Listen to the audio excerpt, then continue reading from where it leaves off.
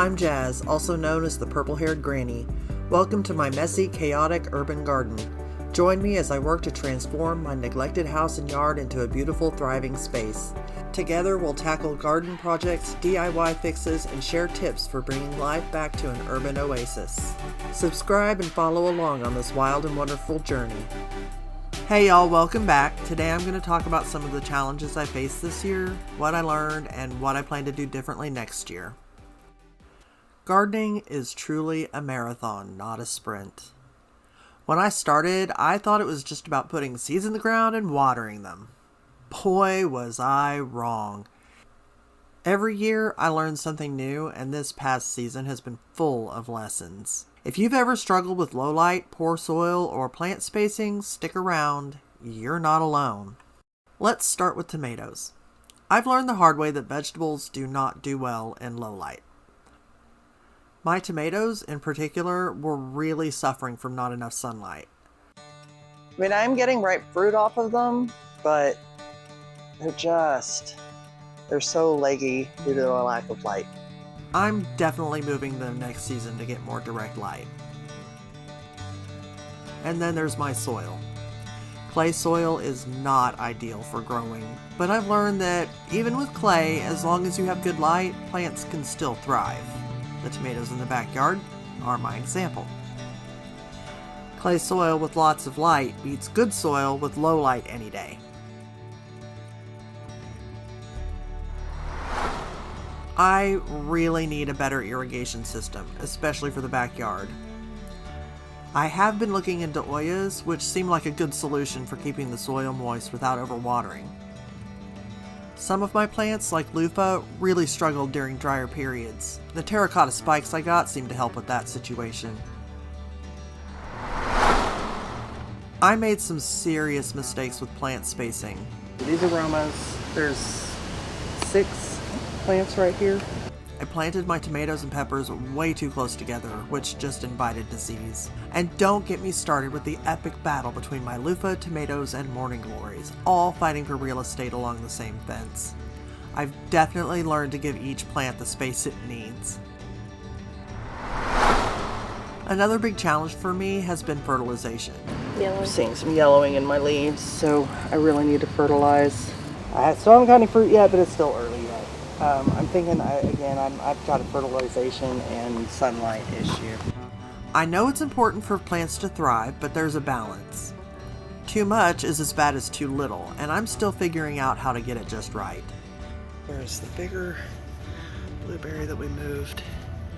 May need to add some nutrients, maybe some sulfur, since it is a little bit red. My clay soil doesn't help much either. While it performed better than my raised beds, I feel like I could have done a better job at amending the soil I was using to plant in. Next year, I will definitely be working on properly amending my raised beds. Mulching could have helped a lot, especially in my backyard where the clay soil dries out fast. If I had mulched more, I think I would have reduced my watering needs and the stress on my loofah. That's another takeaway for next year. If you follow it back, the loofah actually goes down on the other side of the tomato. One thing that worked really well was using plants like marigold and rue to deter pests, and adding nematodes made a huge difference in reducing unwanted bugs. After the first 2 weeks, the results were evident. At the start, walking into my front yard meant being covered in fleas, and I would bring them into the house every time I went back inside. Now, I might see one flea if any at all. I suspect that by the end of the second 2 weeks, I won't see any fleas in my yard at all. All in all, for the price and the effectiveness, beneficial nematodes are definitely worth the investment in my opinion. I just need more beneficial bugs like ladybugs to help with the aphids I've been battling.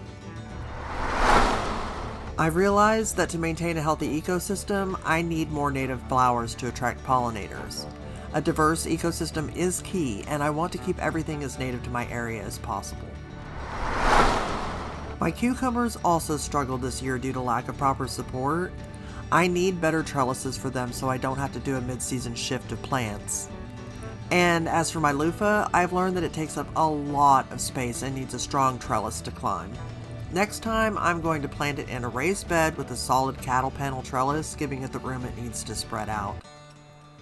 Lesson learned from that. Loofah will take over if you let it, so I'm planning on giving it a dedicated space far from other plants. One of my favorite parts of gardening is harvesting the vegetables I grew myself.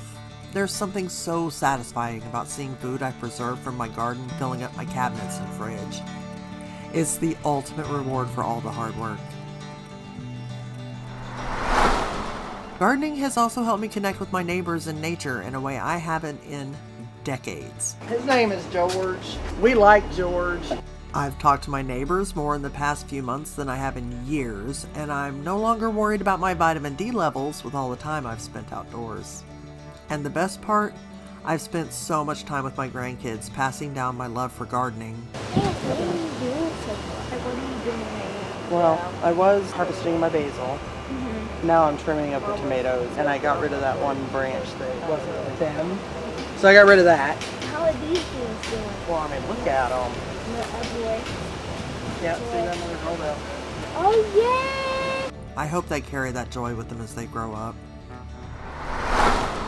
I'm also dreaming of getting a greenhouse for overwintering plants and starting seedlings earlier in the season. And I'm definitely going to build a natural privacy fence out of flowers. That way, when the morning glories take over next year, they'll be put to good use. Gardening has taught me patience, resilience, and that no one is born with a green thumb. There's those 3 potted up. And I guess we'll check back and see how they're doing. I'll let you know if they survive. One eternity later. All right. I failed. Oh, no. There's a huge learning curve, but with every failure, I learn something new, and that's part of the journey. Patience is key, and I've learned to celebrate my successes and let my failures be learning experiences. Have you faced any gardening challenges this season? Let me know in the comments below. I'd love to hear how you handled them. If you found this video helpful, give it a thumbs up and subscribe for more gardening tips and updates. Thanks for watching and happy gardening. See y'all next time.